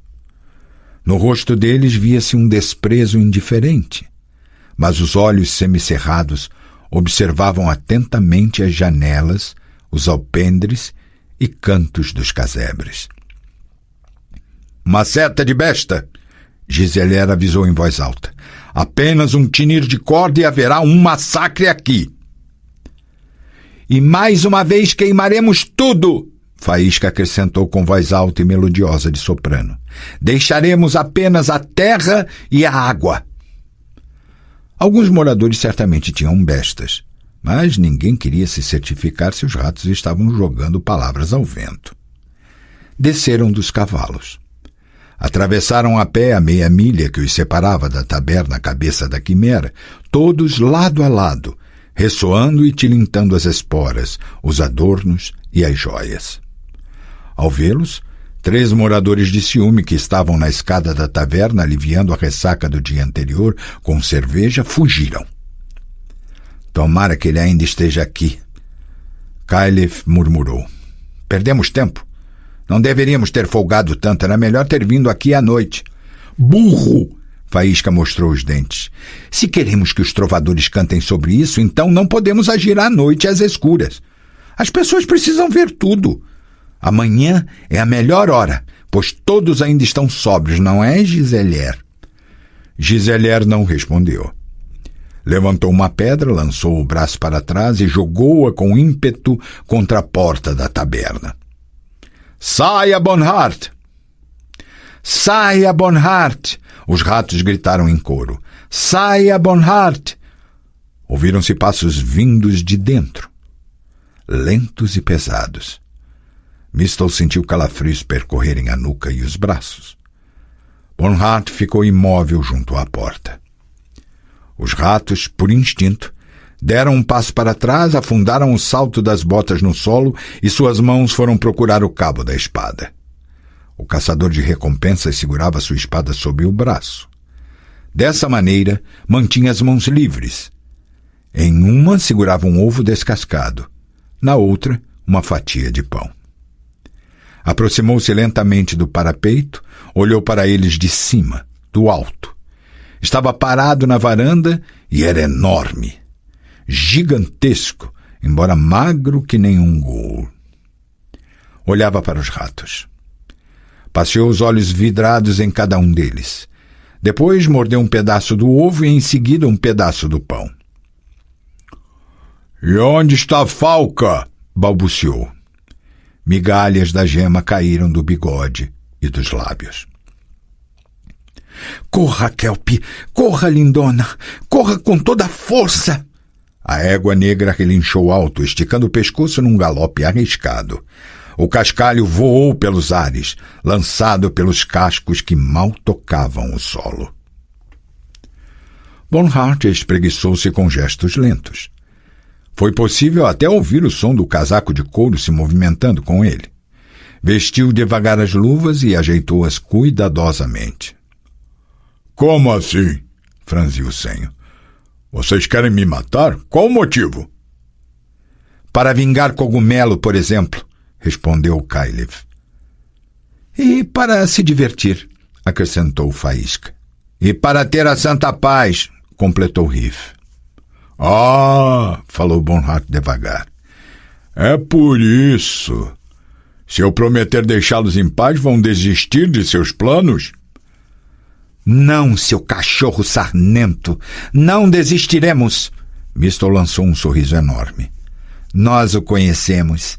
Sabemos que você não vai nos poupar, que vai nos perseguir e esperar a primeira oportunidade para esfaquear um de nós pelas costas. Saia daí! Peraí. Bonhart lançou um sorriso agourento debaixo do bigode branco. Sempre podemos dançar, não se exaltem. Primeiro, ratos, vou lhes fazer uma proposta. Permitirei que façam uma escolha e poderão fazer o que desejarem. O que você está balbuciando, sapo velho? Kyleth gritou, curvando-se. Seja mais claro! Bonhart acenou com a cabeça e coçou a coxa. Há uma recompensa por vocês, ratos. E não é pequena. E é preciso dinheiro para viver. Faísca bufou e abriu os olhos. Parecia um animal bravo. Bonhart cruzou os braços no peito, segurando a espada na dobra de um braço. Uma grande recompensa, repetiu. Foi oferecida por vocês mortos. E um pouco maior ainda por vocês vivos. Quanto a mim, então, sinceramente, tanto faz. Não tenho nada pessoal contra vocês. Ainda ontem pensei que os mataria assim, por pura diversão e prazer, mas vocês próprios vieram até aqui, poupando o meu esforço. Estou comovido com esse gesto. Por isso, vou deixar que escolham. O que vocês preferem, que eu os mate por bem ou por mal?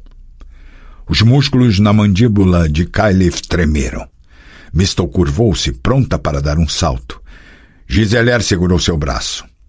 Ele quer nos deixar com raiva, rosnou. Deixe o canalha falar. Bonhart bufou. E aí? Repetiu. Por bem ou por mal?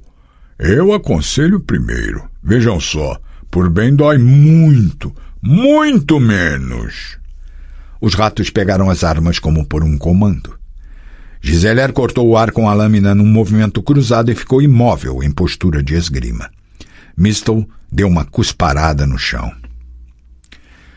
Venha cá, seu velho ossudo, disse com aparente calma. Venha cá, seu patife. Vamos matá-lo do jeito que se mata um cachorro velho. Então preferem por mal. Bonhart desembainhou a espada devagar, olhando para algum lugar acima dos telhados das casas. Em seguida jogou a bainha para o lado. Desceu da varanda sem pressa, ressoando as esporas. Num instante os ratos posicionaram-se transversalmente na rua. Caileff afastou-se mais para a esquerda, quase encostando no muro da destilaria. Faísca ficou ao seu lado, contorcendo os lábios finos em seu sorriso comum, horripilante. Mistel, Ace e Riff afastaram-se para a direita. Giselaire permaneceu no meio, fitando o caçador de recompensas com os olhos semicerrados. Vamos lá, ratos! Bonhart olhou para os lados, para o céu, depois ergueu a espada e cuspiu no gume. Se é para dançar, então vamos lá. Que toque a música! Lançaram-se contra ele feito lobos, ágeis como um relâmpago, silenciosamente, sem aviso. As lâminas uivaram no ar, enchendo a rua com um tinir agudo de aço. De início ouvia-se apenas o zunir das lâminas, suspiros, gemidos e respiração ofegante. Depois, repentina e inesperadamente, os ratos começaram a gritar e morrer. Riff foi o primeiro a cair fora do turbilhão, com as costas esmagadas contra o muro, espirrando sangue na cal cinza. Atrás dele, Ace saiu cambaleando, curvou-se e caiu de lado com os joelhos tremendo. Bonhart girava e saltava feito um peão rodeado pelo brilho e pelo sibilo da lâmina da espada. Os ratos recuavam diante dele, saltavam, cortavam e retiravam-se com raiva. Agiam obstinados, sem piedade e sem efeitos. Bonhart se defendia e golpeava, se defendia e golpeava, atacava sem pressa, impondo o ritmo. E os ratos recuavam e morriam. Faísca, atingida no pescoço, caiu na lama, encolhendo-se feito um gatinho.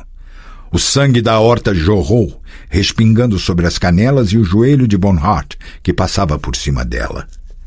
O caçador aparou os ataques de Mistel e Giselaire num golpe certeiro e em seguida girou e dissecou Caileff num golpe instantâneo, passando a ponta da espada desde a clavícula até o quadril. Caileff soltou a espada, mas não caiu. Contorceu-se segurando o peito e a barriga com as duas mãos, segurando o sangue que jorrava.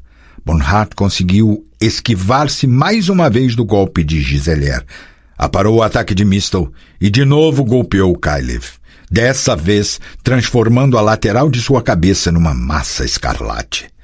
O rato de cabelos claros caiu numa poça, respingando sangue com lama para todos os lados. Mistel e Giselaire vacilaram por um momento. Em vez de fugir, soltaram um grito selvagem e raivoso em uníssono e partiram para o ataque, jogando-se contra Bonhart, ao encontro da morte. Ciri entrou na vila com ímpeto, galopando pela rua central. Respingos de lama eram lançados aos ares pelos cascos da égua negra. Bonhart deu um chute em Giselaire, caído junto do muro. O líder dos ratos não dava sinal de vida. O sangue parara de jorrar de sua cabeça estraçalhada. Mistel, de joelhos, tateava com as duas mãos a lama e o esterco, à procura de sua espada.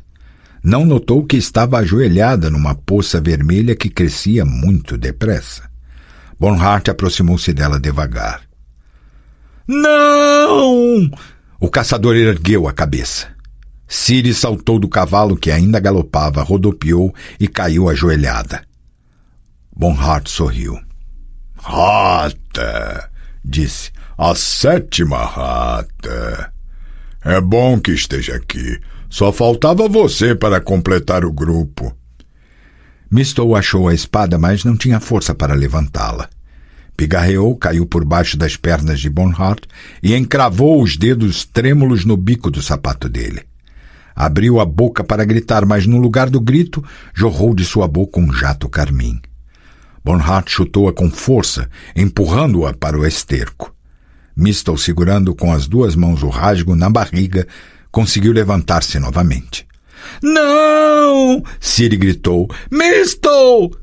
O caçador de recompensas não deu atenção àquele grito, nem virou a cabeça. Rodou a espada e golpeou-a com ímpeto, como se a espada fosse uma foice, num lance tão violento que levantou Mistel do chão e a empurrou contra o muro, como se ela fosse uma boneca de pano, um farrapo sujo de sangue. O grito se apagou na garganta de Ciri. Suas mãos tremiam quando foi pegar a espada. Assassino! Disse espantada com a estranheza de sua voz e de seus lábios, que de repente ficaram extremamente secos. Assassino! Canalha! Bonhart observava com curiosidade, deitando ligeiramente a cabeça. Vamos morrer também? Perguntou. Ciri foi na direção dele, cercando-o num semicírculo. Em suas mãos estendidas para o alto, a espada fazia movimentos grandes, confundindo-o. Parecia estar zombando dele. O caçador de recompensas riu intensamente. Morrer! Repetiu. A rata quer morrer! Girava devagar, permanecendo no mesmo lugar, sem se deixar cair na armadilha do semicírculo. Mas Ciri não dava mais importância. Fervilhava de raiva e ódio, tremia impulsionada pelo desejo de matar. Queria pegar aquele velho horrendo, sentir a lâmina atravessar seu corpo. Queria ver seu sangue espirrando das artérias no ritmo dos últimos batimentos do coração. Então, rata! Bonhart ergueu a espada manchada e cuspiu no gume. Antes que você morra, mostre o que tem aí dentro.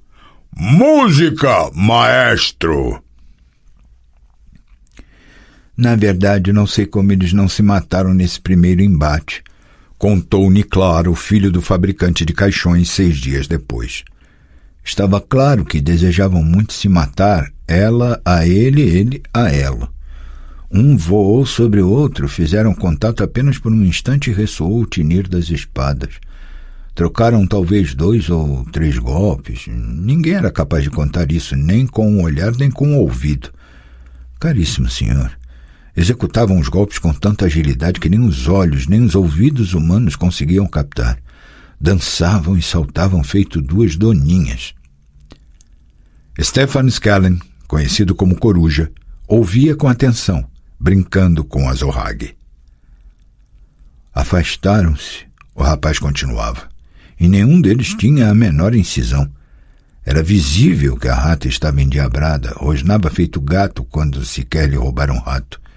E seu Bonhart estava completamente calmo. Falca! Falou Bonhart, lançando um sorriso aberto e largo, que nem um verdadeiro gol. Você realmente sabe dançar e girar a espada. Você me deixou curioso, criança. Quem é você? Diga-me antes de morrer. Ciri estava ofegante. Sentiu o pavor começar a dominá-la. Percebeu com quem estava lidando. Diga-me quem você é e eu pouparei sua vida. Apertou a mão na empunhadura com mais força ainda. Tinha simplesmente que passar pelo bloqueio dele, golpeá-lo antes que se defendesse. Não podia deixar que ele aparasse seus golpes. Ela tampouco podia aparar os golpes dele. Não podia arriscar sentir a dor e a paralisia que atravessavam seu cotovelo e antebraço quando bloqueava os golpes. Não podia perder a energia para esquivar-se passivamente de seus cortes, dos quais desviava por um tris. Ultrapassar o bloqueio, pensou, agora neste embate, ou morrer. Vai morrer, rata, disse aproximando-se dela com a espada estendida à frente dele. Você não está com medo?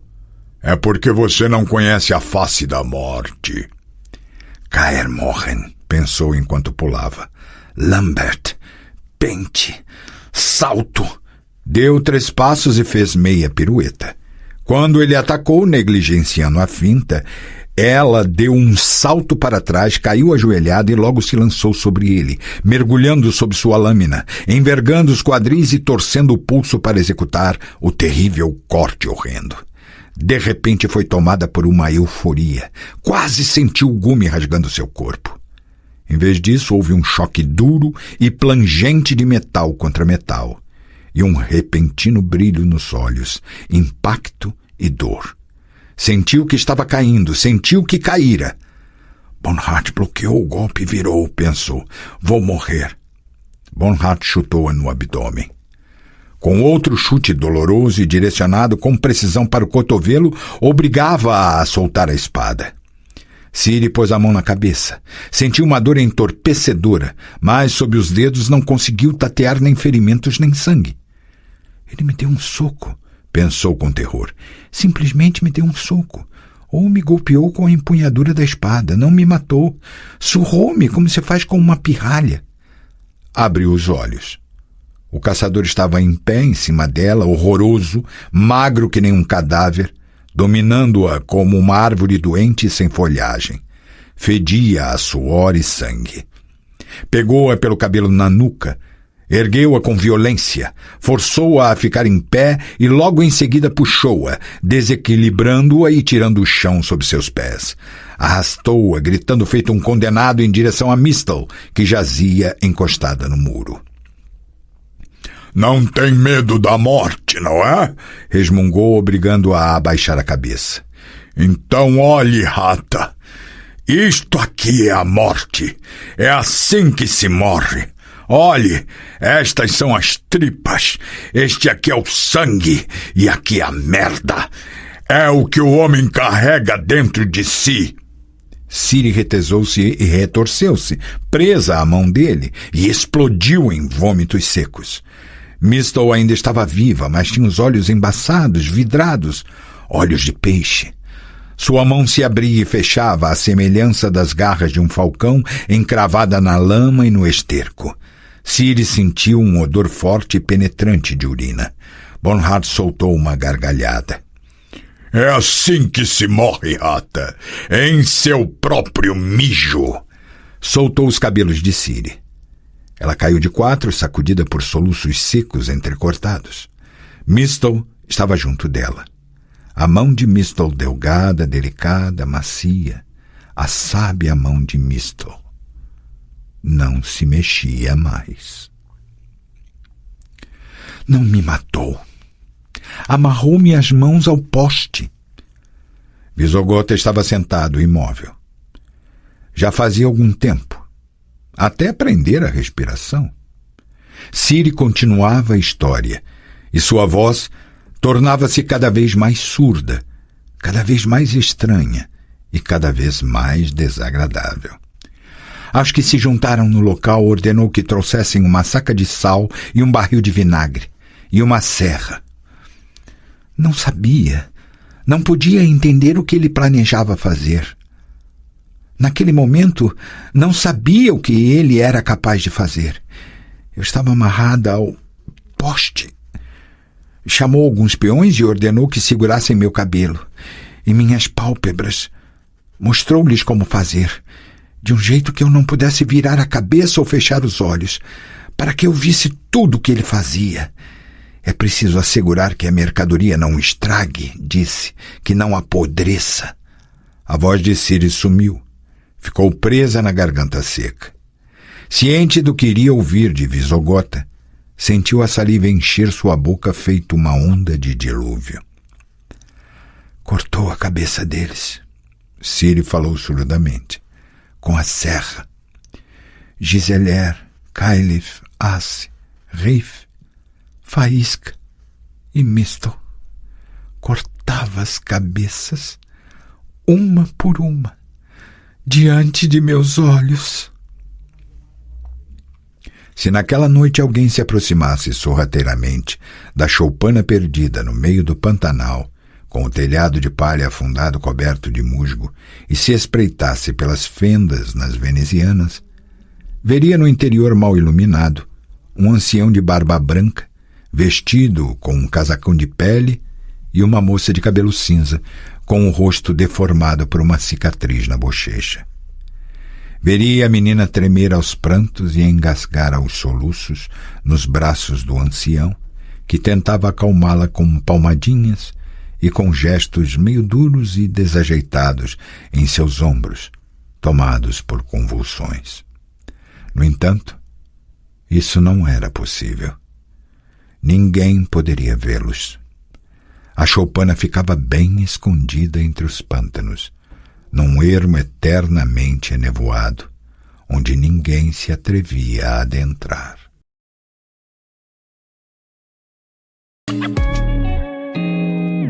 O canal Narrações Imersivas agradece por ter ouvido mais um episódio conosco. Acompanhe nossa página no Instagram e fique por dentro de todas as novidades do canal. E se você vê valor nesse projeto, considere apoiá-lo. Faça parte da nossa comunidade no Hotmart. Até a próxima com mais uma narração imersiva.